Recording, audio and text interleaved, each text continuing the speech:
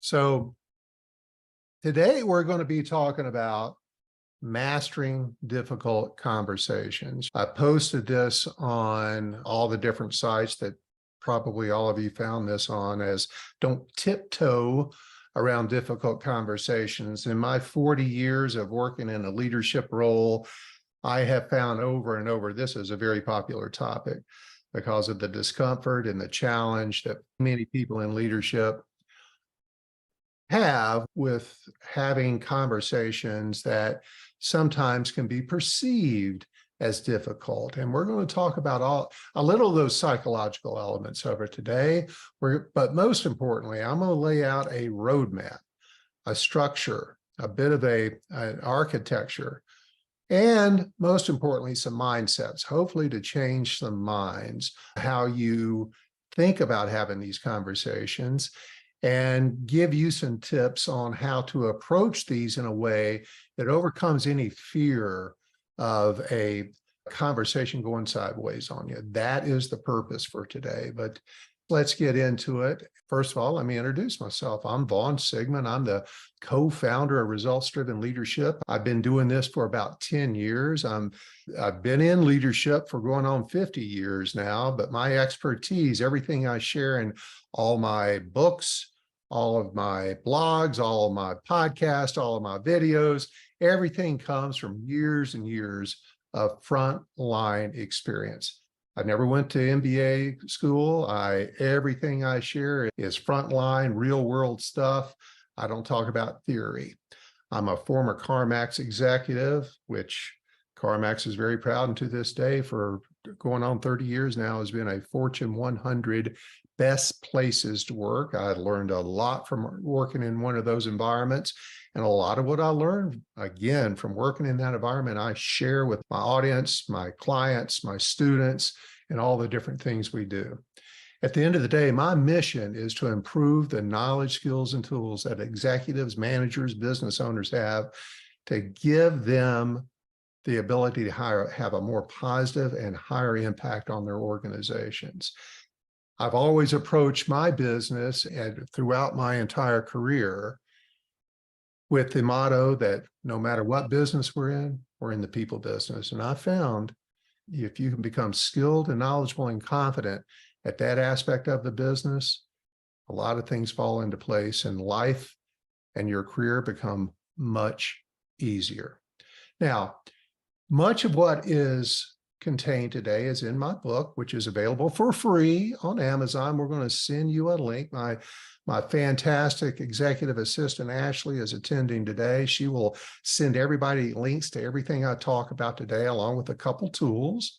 But this is all available to you. We'll give you a link to go download this tool for absolutely free after this webinar. Hopefully you'll find some value out of that, but a lot of people have. And my mission today is to help introduce you to how to deal with underperforming employees, maybe disagreeing with your spouse at home or a significant other, negotiating with a difficult customer. These are all kinds of conversations that we tend to avoid, procrastinate, and maybe passively aggressively approach. I have found that is not a beneficial way of dealing with these situations because your emotions, your thoughts, the situation continues to build and build, and internally we start boiling and it builds and it builds, and we end up maybe saying things or behaving in ways that is not beneficial to us, but all this emotion is built up in us, or we're not dealing with the situation, and the situation will never get better unless we address it. But most people don't address it because they just don't know how. And again, my mission today with everybody that's attended, and I appreciate so much all the folks that have taken the time out of their busy schedules to join me today on this. My mission today is to give you some confidence. This takes practice.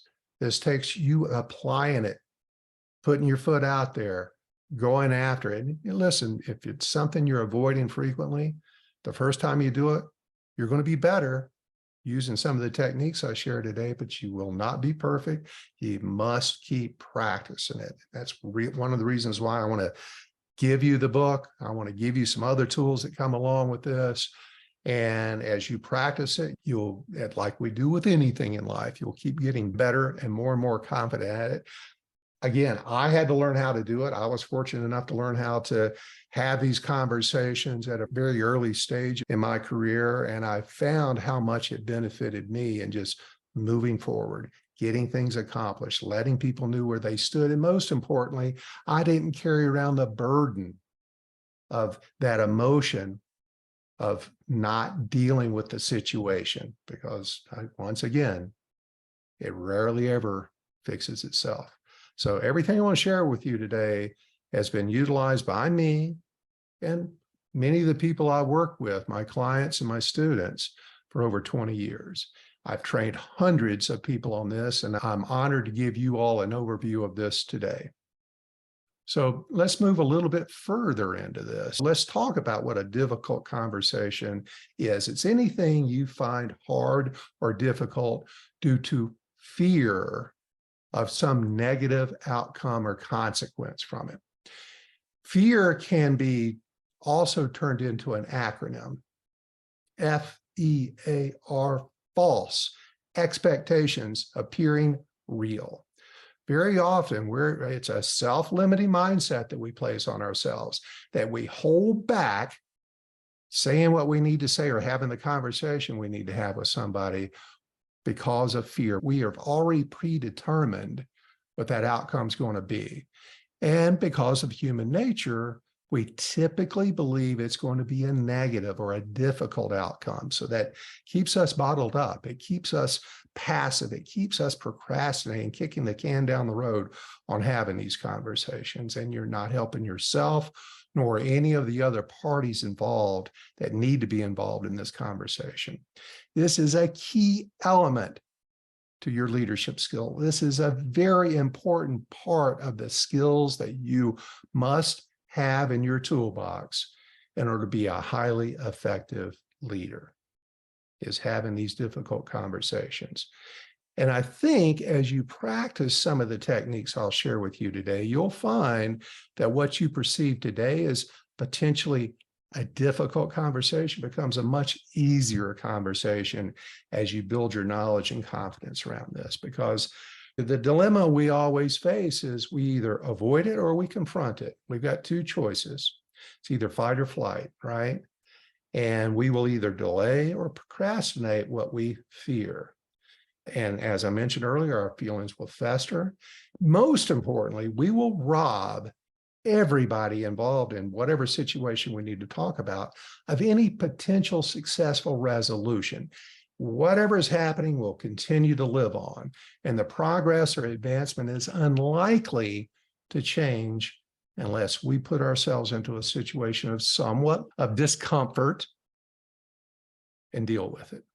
But again, most people don't deal with it because they're not real sure how to. We also worry about confronting the problem and things getting worse. I can assure you that having done this for decades, having these types of conversations using the structure I'm going to share with you today, I can count on 2 or 3 fingers how many times the problem ever got worse. After having hundreds and hundreds of these conversations, because I was placed in a role that I very often had to have difficult conversations. It was either a performance issue, a planning issue, a disagreement between people issue, a disagreement I had with somebody else, either my boss or a peer or a direct report. We had to deal with it because we couldn't move forward without it. And I'm telling you, I cannot remember 2 or 3 times in decades that things ever got worse. They always got better. But to gain confidence, it starts with you changing your mindset first. We have to open ourselves up, have a little bit of a paradigm shift, because the problem isn't in your actions. It's in your thinking, what's preventing you from taking the actions. Our self-esteem, our predetermined outcomes are very powerful parts of our psyche. And that's what you're fighting. And what you're really fighting, the true reason behind all this, is the catastrophic mindset. Now, I'm no psychologist. I'm an armchair psychologist. I've been a study of people my entire life since I started running for office in elementary school. But it's back again. This catastrophic mindset tends to send us to what we perceive as going to be a negative outcome, back to false expectations appearing real. In order to change your mindset, to be able to give you the gumption to go have more of these very positive conversations that sometimes we're avoiding, we have to shift our stance in a very subtle way, but it's the game changer. We have to shift from I have to give a message stance to I have to learn. I need to find out more information stance. And that alone is the biggest shift any of you attending this webinar today are going to have to make. Don't worry about going in and having a dialogue and telling something to someone that you may or may not be comfortable with. What's going to make you comfortable is going into these conversations with, I need to learn more. I need to find out more information. I need to find out their story. I need to be able to compare that to the story I have. And as you all know, somewhere in the middle is the true story. And then we need to think about what we need to do, what we can do. Most importantly, we need to change something that must be altered. And that's our role. We can't avoid that as leaders. We have to go in and get ourselves involved in it. What we can change is the way we respond to these challenges. And again, back to that subtle mind shift is I'm not going to go into a conversation with a pre-scripted approach of what I'm going to say. I'm going to go in with some questions. I must ask questions. And I'm telling you, that changes the game for you. Because as we explore the situation, we gain more information through starting with questioning. All of a sudden, you're going to get a much clearer picture of what happened. There's also a psychology behind that is one of our deepest needs as a human is to be listened to. That really opens us up to trust and dialogue when we're listened to. And what we're going to do is we're going to shift the tables here. We're going to listen to them before they listen to us. Don't assume you have all the information. That's right there what gets people in trouble, is not having all the information. It's a lack of confidence that I know what's going on, or too much confidence based on too little information. And it has been wondrous with people who apply these techniques. If you go in with an open mindset, I'm going to go in with questions. I'm going to give you a list of, I think it's 25 open-ended questions at the end of this webinar. Ashley's going to email all those to you. You start using those as part of these conversations, and it's going to be the difference between night and day and how they go. Because what you're really looking for is the what happened conversation. What's the story here? Going back a couple of slides ago, we can't assume we have all the information. We don't know everything. So you first must understand the truth assumption and avoid it. Don't assume you have all the information. We often fail to ask the key questions because of these assumptions. And you're all guilty of this, including myself, is we're right. We have an approach and a mindset that I'm right, you're wrong, and I'm going to correct you. You can't approach it that way because you may be wrong. Most of the time you're going to be right, or you'll have most of the information. But back to that shift in mindset, if I go in with questions versus a monologue, the one-way conversation, we will run the risk of missing information and embarrassing ourselves because we were wrong, or approaching this conversation in a way that will never allow that person to share what we may be wrong about. They may be so intimidated or demoralized or disengaged or turned off based on how you're approaching it, that they'll never share how you're wrong. And what you've done is just broken the relationship we have with that individual. That's not something any leader ever desires, because that's very difficult, if not impossible, to repair. You think about any time you've ever been wrongly accused, even as a child, of something, and how much that hurts your feelings. We're dealing with feelings here. And there's many people, many DISC profiles. We use DISC extensively in our practice here, but there are certain DISC profiles. That feeling is the empathy that we need for others is not something we possess a lot of. Most leaders have a very high D, which lacks a lot of empathy in dealing with others. You have to fight that. Now, that's only about 3% of the population.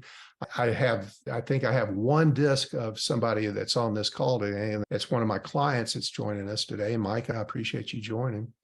But you want to make sure you have all the information so you're not hurting feelings, you're not breaking relationship. And most importantly, this is the first step to getting to the bottom of it so that you can fix the situation.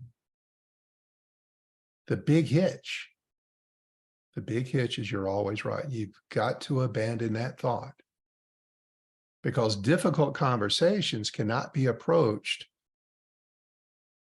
with you thinking that you're always right.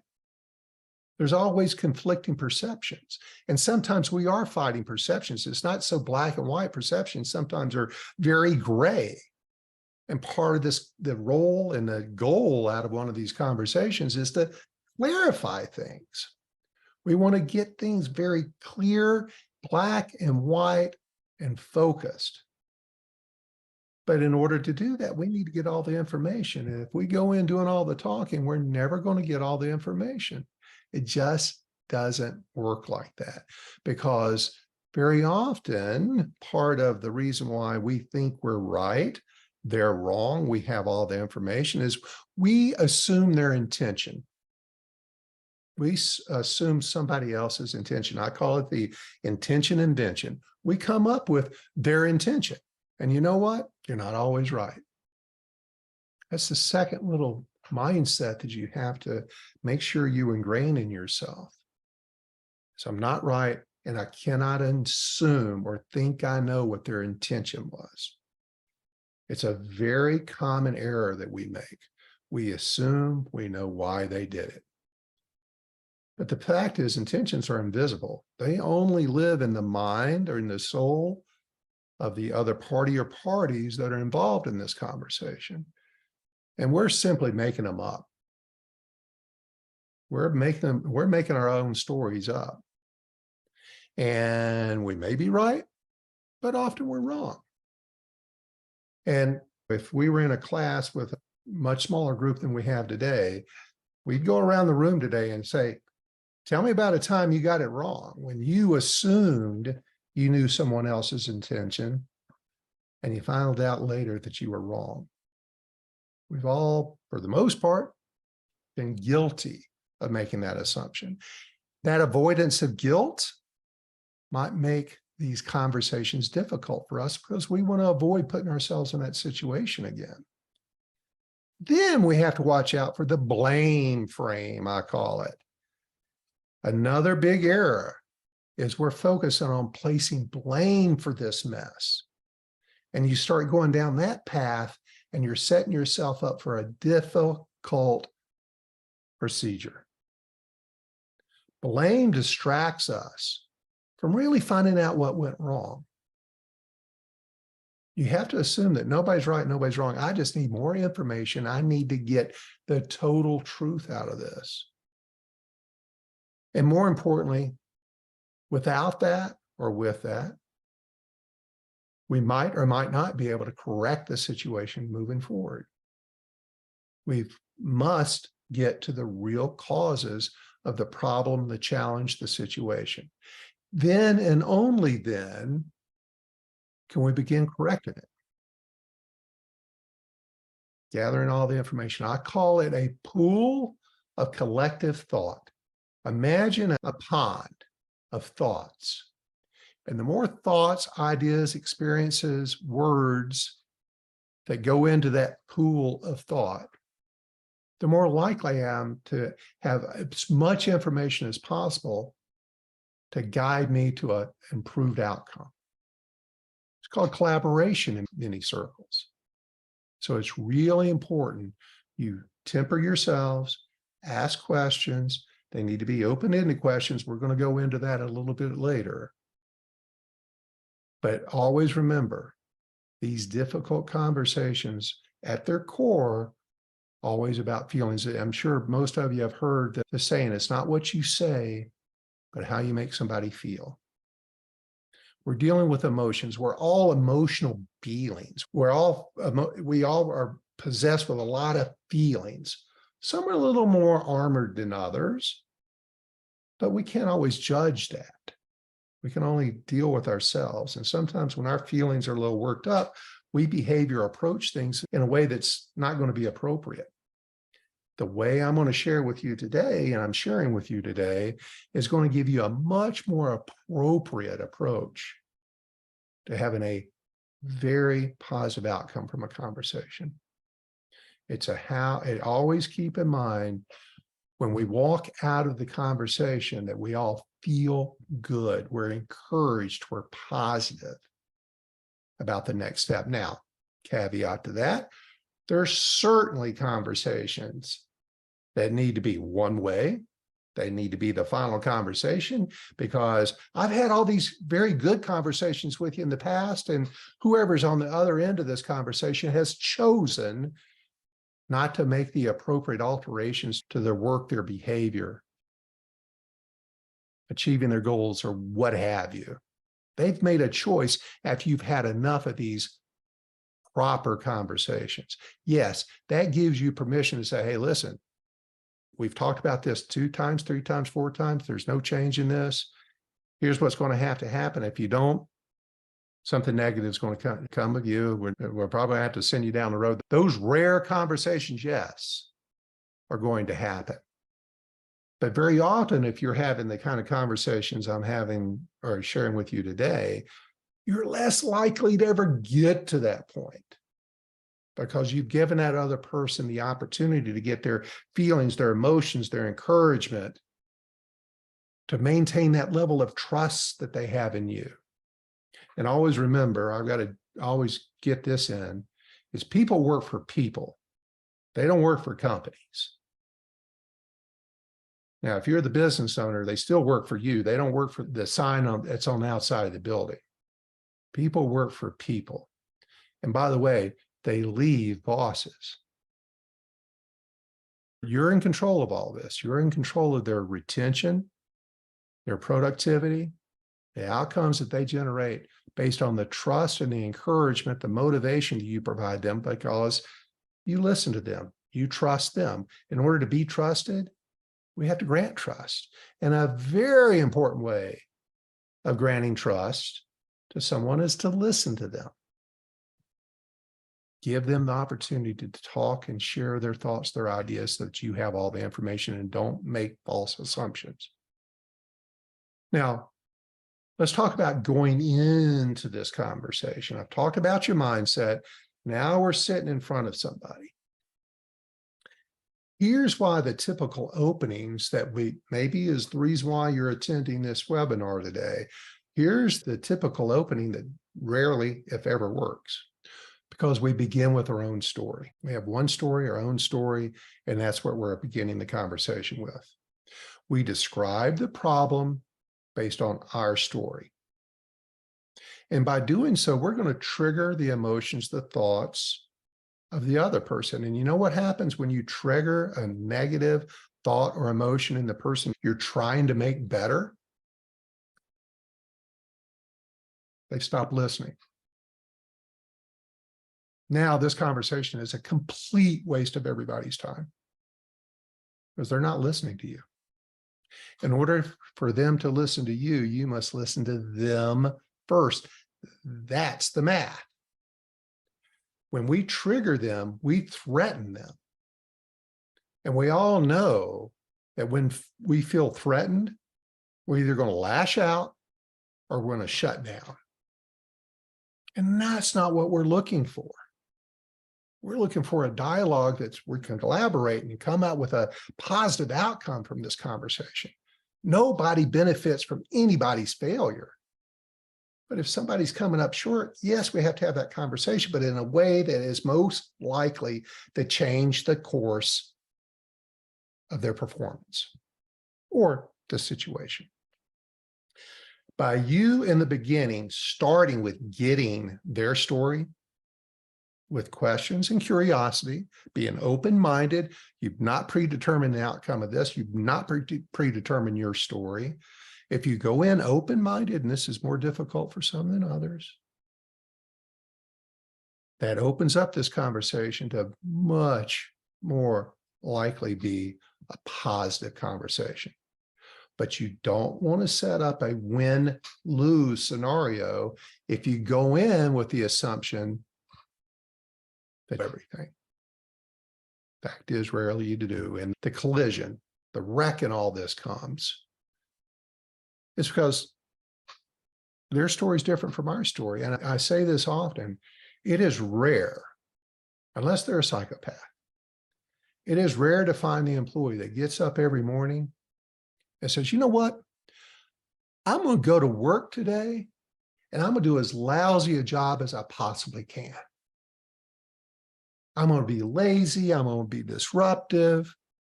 I'm going to get away with as much as I possibly can. Pretty rare person. Most employees, the ones working with you now, they want to go do a good job every day. And if we sometimes run across these situations where they're not performing at levels or standards that we expect of them, we have to have the conversation. But we can't argue with them. Whether this is at home, it's with a child, it's with a significant other, it's with a spouse, it's with a friend. But certainly, if it's someone who's a direct report of ours, if you ever get into an argument, you're done. You're going to accomplish nothing. You're going to walk out frustrated. They're going to walk out frustrated, and nothing will have been accomplished from that. So you have to avoid the argument at all cost. And the best way to avoid that argument is to be open-minded, be resourceful with your questions, be truly curious and open-minded, seek understanding first. It's a book from many years ago. Seek first to understand in order to be understood. I believe that was Stephen Covey. I may be wrong in that quote. Seek first to understand so you can then be understood. That's the process here.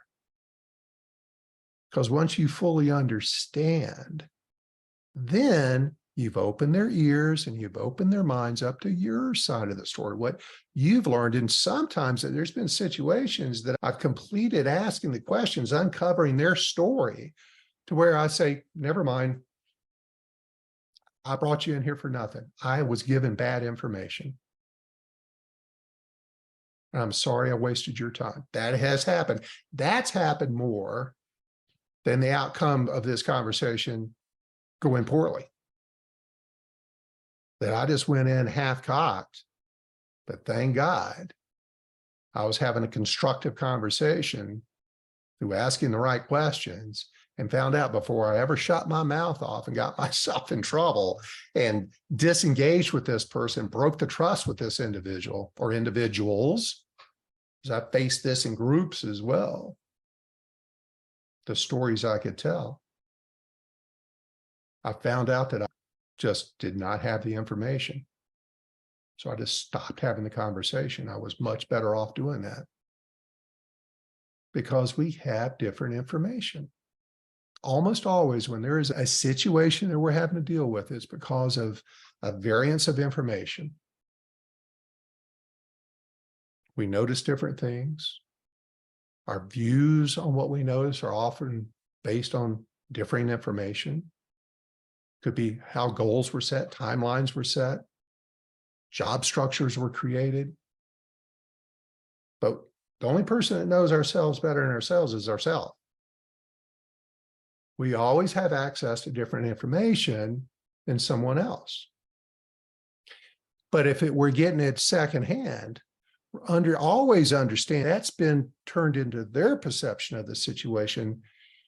The other person has their perception of the situation. That's the intention invention that we have to avoid.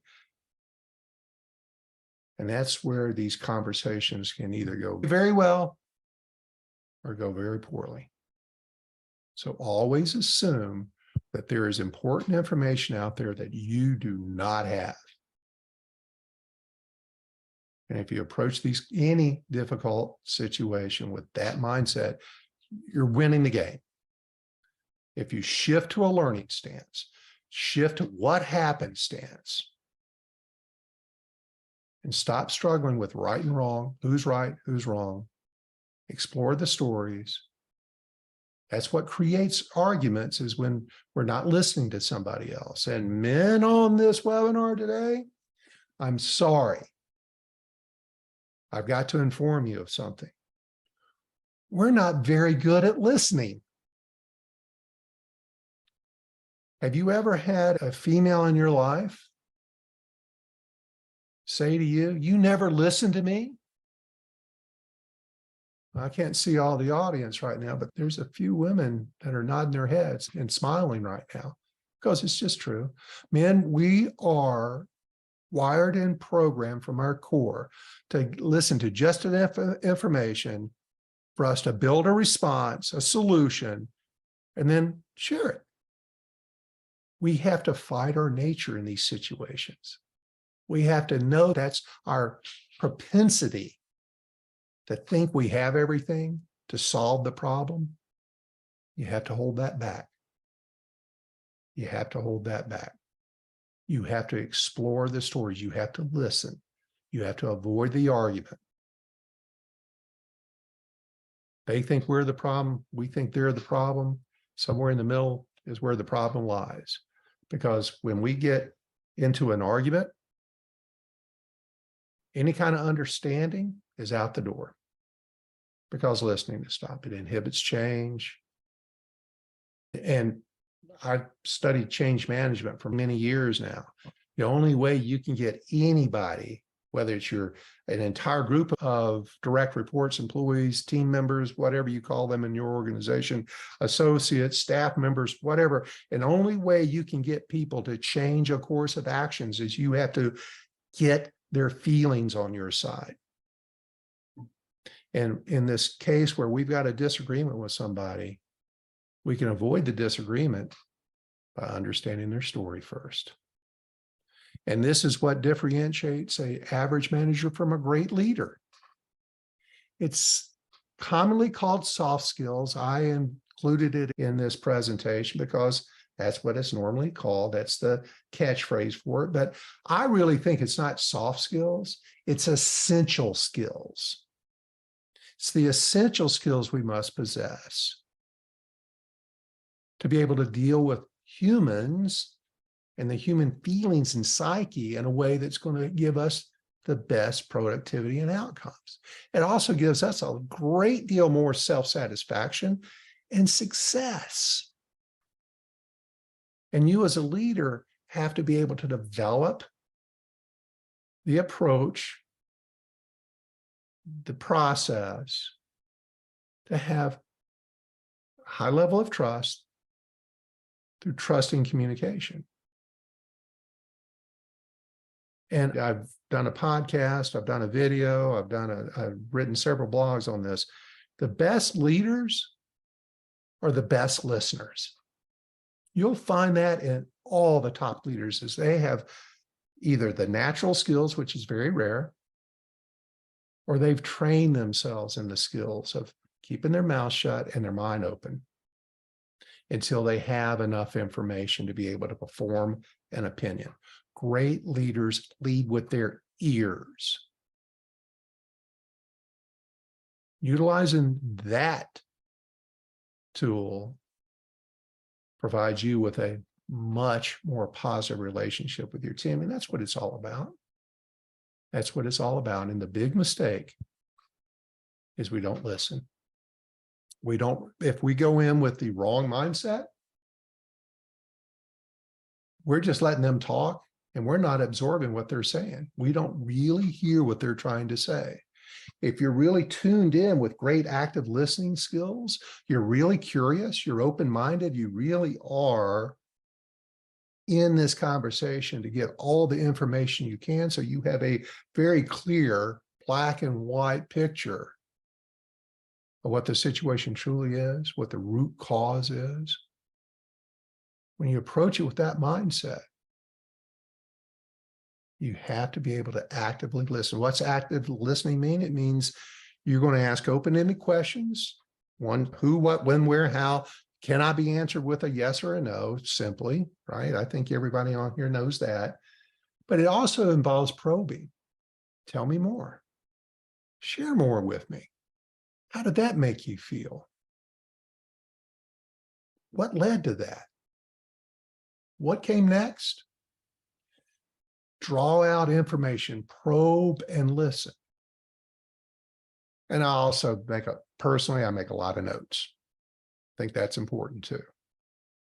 Like I mentioned earlier, Ashley, my very talented assistant, is going to send out to you a list, and I guessed right, it was 25 open-ended questions for you to have practice questions. You're going to have at least a beginning of what types of questions. This isn't the essential list of questions. There could be thousands of them. This will get you started. But they're all open-ended questions that if you're going into a difficult conversation, a difficult situation that you truly want to resolve in a positive manner, sit down and do a little planning before you go in. Select some questions. Script yourself a little bit, if you will,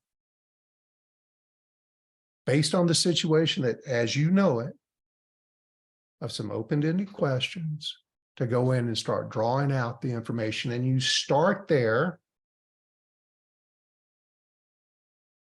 and continue with questions until you feel like you've drained this other person's knowledge of the situation to the point where, okay, I've got a clear understanding of where they're coming from.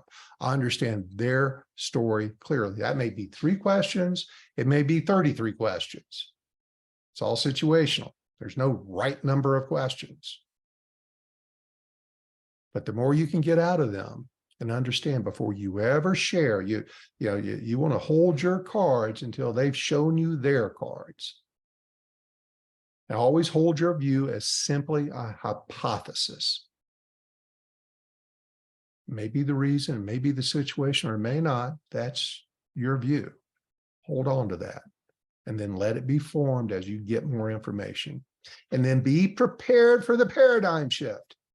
I cannot count, like I mentioned earlier, I cannot count how many times I've gone into situations and had a conversation with someone or a group of people where in the course of that conversation, my thoughts going into it were completely changed. I had a whole new perspective on things that I personally never would have come up with. I never would have thought of that on my own had I not started with their story. Also, back to what I've said multiple times now, and I know I'm repeating myself, had I not started with getting their story first and I'd gone in with my story first, I would have blown it.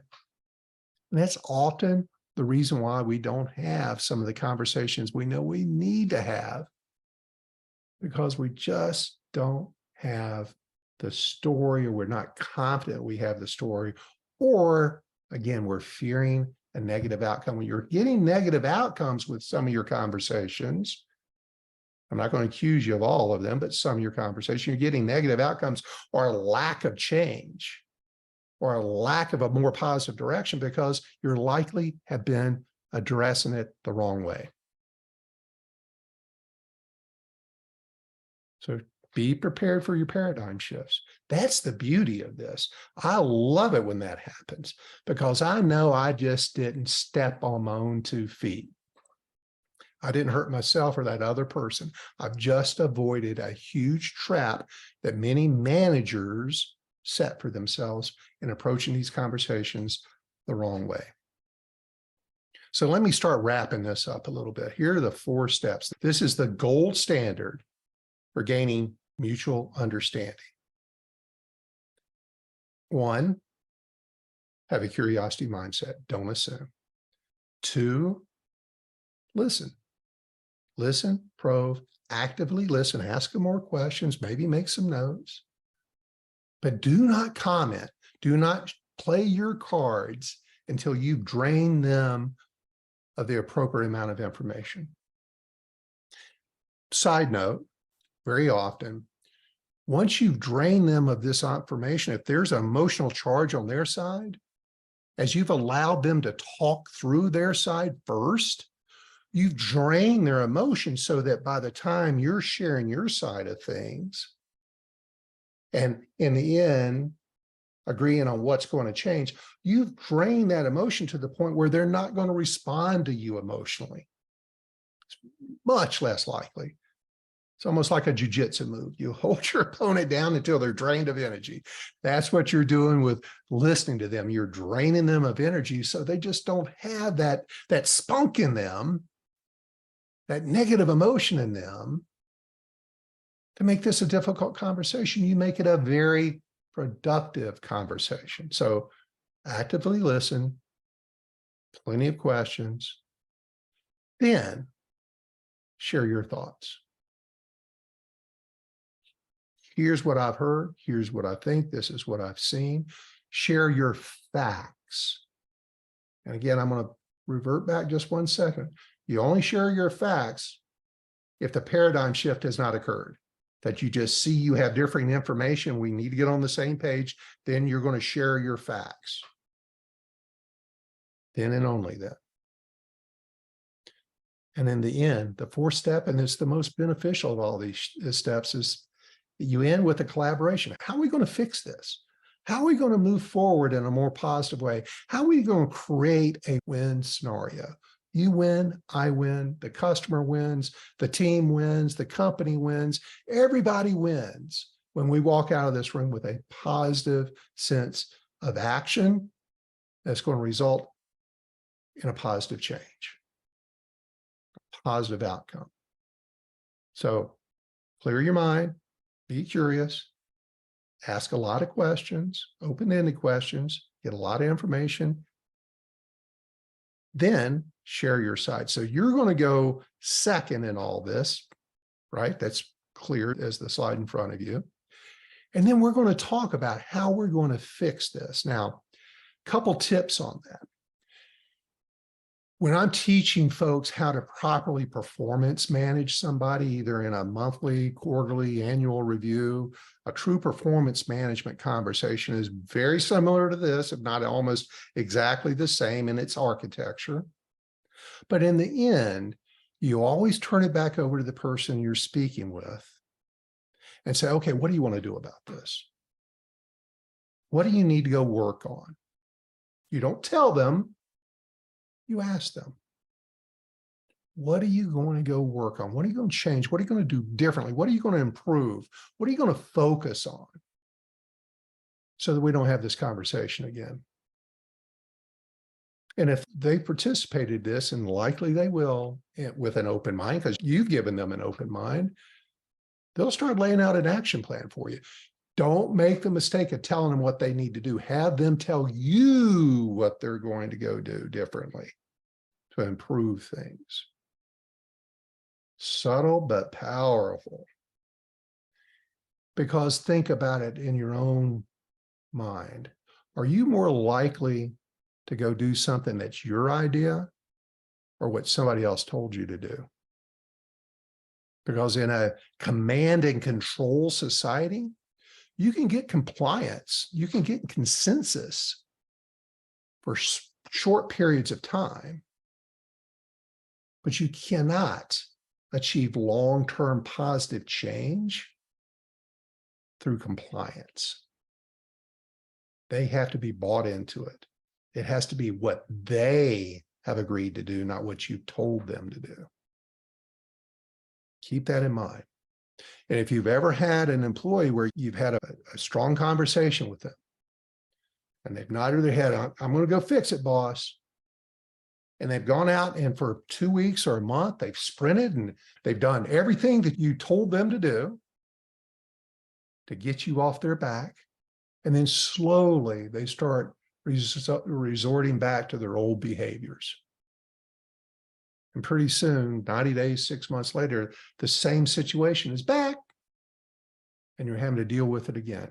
And I'm sorry, I've got to be direct with everybody on this webinar today. Anybody's dealt with me before knows I'm a pretty direct guy. When your folks are struggling, it's your fault, not their fault. It's your responsibility to get them on track.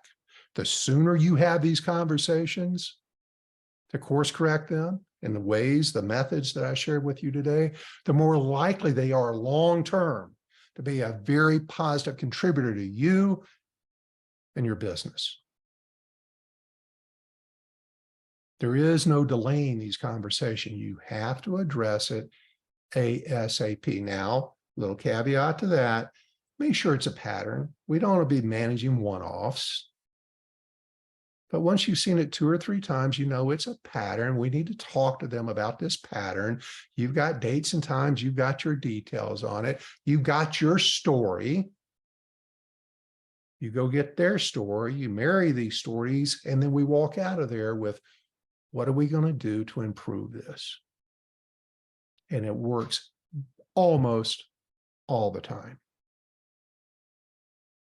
Because the goal, the purposes of this conversation is, one, to get a better perspective, get to share your thoughts. You don't get your thoughts don't get left out of this. Don't worry. You get to share your thoughts.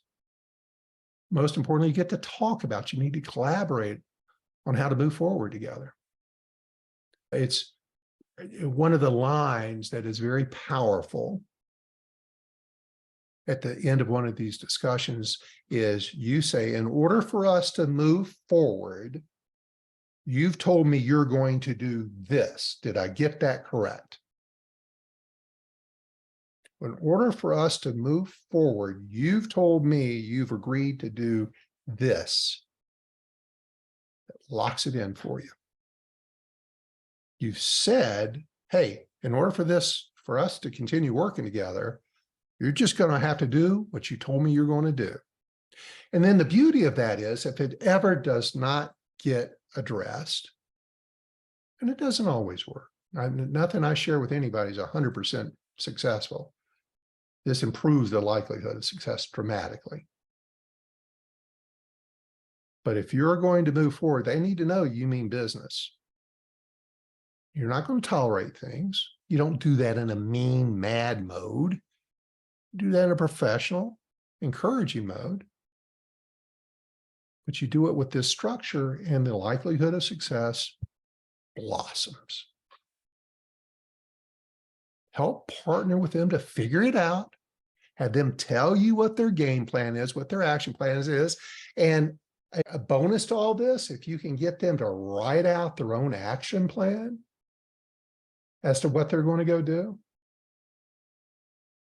There's something magic about putting action plans in writing that makes them very real. It gives a tangibility to them that improves the likelihood of adoption.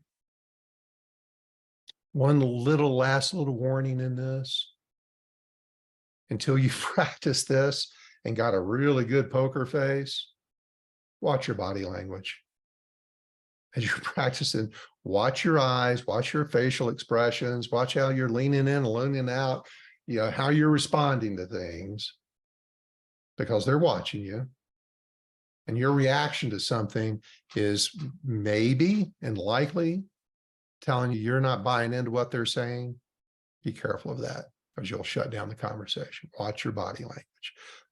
You want to come out with a positive outcome. So in conclusion, the folks that have joined us today, you're here for a purpose. You wanted to learn how to have difficult conversations with better outcomes. I provided you a very small introduction to that. There's a lot more to this. Please download my book. Ashley will send you the link to it. There's more in there. If you want more conversation about that, I'm going to send you the link. Come talk to me. Talk to my partner, Eric. We'd love to talk you through a situation. We can role play together. That's free. We're not going to charge you for this because practice is how we improve it. Any new habit, and this is forming a new habit because you're breaking the way you used to do things, it takes time and it takes practice, just like anything. Stop intentionally. Think about how to go into these conversations with curiosity. Prepare yourself ahead of time with some open-ended questions. And again, I've given you some starter ideas. And then listen. And that is probably, of all of this, the hardest part, because we sometimes go into these emotionally charged or rushing. We're all busy. We got things to do. I don't have time for this. If you don't make time for it and allow for this to come out in a positive direction, you're just going to be dealing with it again, likely. So be careful with that. Don't rush through these. Wrapping things up. When you display these behaviors, these negative behaviors, it removes your credibility. Avoid that. Because that absence of credibility and trust limits your effectiveness when you're trying to correct a situation. And your results are going to be limited until you stop doing those things. And again, it takes time and it takes practice. And it becomes so much easier. And your peers, your direct reports, others around you will start gaining confidence in you. And it's all about respect. This bolsters the level of respect others have for you. Remember earlier in the conversation, the listening skill is the essential skill of all highly effective leaders. And we can learn to listen. Let me just tell you, I had to learn to listen. Part of this all comes from today is for me realizing I was approaching conversations with my direct reports in a very unproductive way. And I set upon my own self-improvement plan. And I did research and I practiced and I did some more research and I took training, I took courses and I got better and I practiced it more and I got better and better to the point where every conversation I had was looked forward to. Almost every conversation I had a very positive outcome. And I never hesitated to have them. I was brave, I was confident because I knew that when I had this conversation, it was going to be good. Although it may have the perception of being bad, even bad perceptions, everybody wants to do a better job. You're giving them the opportunity to perform at a higher level. Everybody leaves work every day and wants to go home and have had a good day. This allows them to have a good day every day. So here's what I'm going to do because the crowd is a little sizable today. This is scheduled for another 30 minutes. I'm going to hang on at the end of this. And if anybody wants to ask some individual questions for me until 12:30, I'll be right here to field those questions for you. I'll get rid of the slides and we'll get everybody's pretty faces up on the screen. We'll talk about that. But please commit to your own personal development. This 1 hour you've spent with me learning something new, you're not going to know it in the next 10 minutes. Start small, start big, just start somewhere. Download the book, read the tools, and start practicing it. If anybody would like to reach out to me for more information, I'm also sending you all this information. I'm going to send you copies of the slides today that have all the links to my email, our website, please sign up for our newsletter. I have a podcast that's been around for about 6 years now. It's a top 100 podcast in the leadership and management category. I'm very proud of that. Lots of great listeners. Please sign up and start listening to the Business Mechanic Show. I love doing it. It comes out every Monday. And if anybody be interested in joining any further webinars, any future webinars next month in August, we're going to be having one of our most popular webinars. It is the most downloaded podcast that I've had over the years, with hundreds of thousands of downloads, is how to move from a manager to a leader. How do I be more effective to move from just being a manager to being an effective leader? If you're seeking to enhance your leadership skills to improve the impact you have on your organization, come join us. We've got a link in the notes for you to sign up for it. Love to have you again. There's a link to the invite. There's a link to the event. And at that, I'm going to say goodbye and thank you all very much.